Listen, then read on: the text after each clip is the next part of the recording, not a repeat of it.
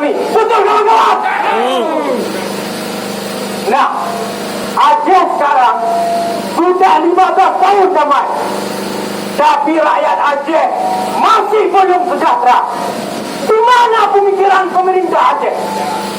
Yang ada sengketa antara DPRA dengan PLT Gubernur Aceh. Yang dinampakkan bukan etika yang baik kepada rakyat, tetapi etika yang jelek.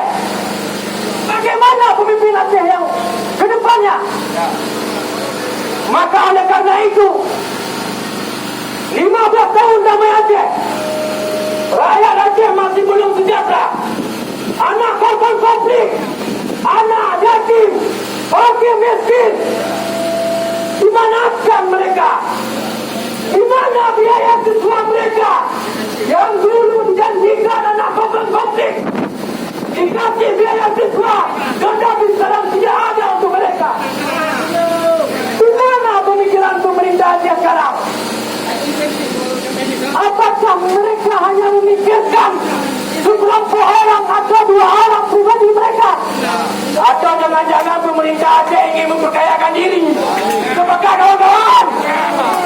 Sepakat apa enggak? Saya yakin pemerintah Aceh sekarang hanya ingin memperkaya diri dia sendiri, tidak punya memikir rakyat Aceh.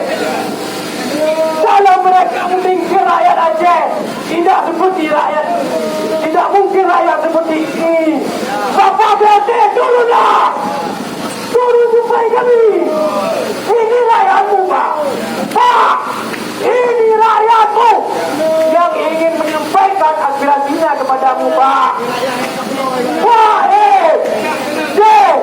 bagian contoh dana komik 2, triliun anak bupat Mukios, alih kapan Mukios pembangunan ruang sekda 4,2 M. Mana pemikiran pemerintah sekarang? Jadi kalau kita sekarang melihat Aceh ini sangat sedih, sangat sedih. Bapak ingat, Bapak dipilih oleh rakyat. Bapak dipilih oleh rakyat untuk memimpin rakyat Aceh. Coba Bapak pergi ke ujung sana,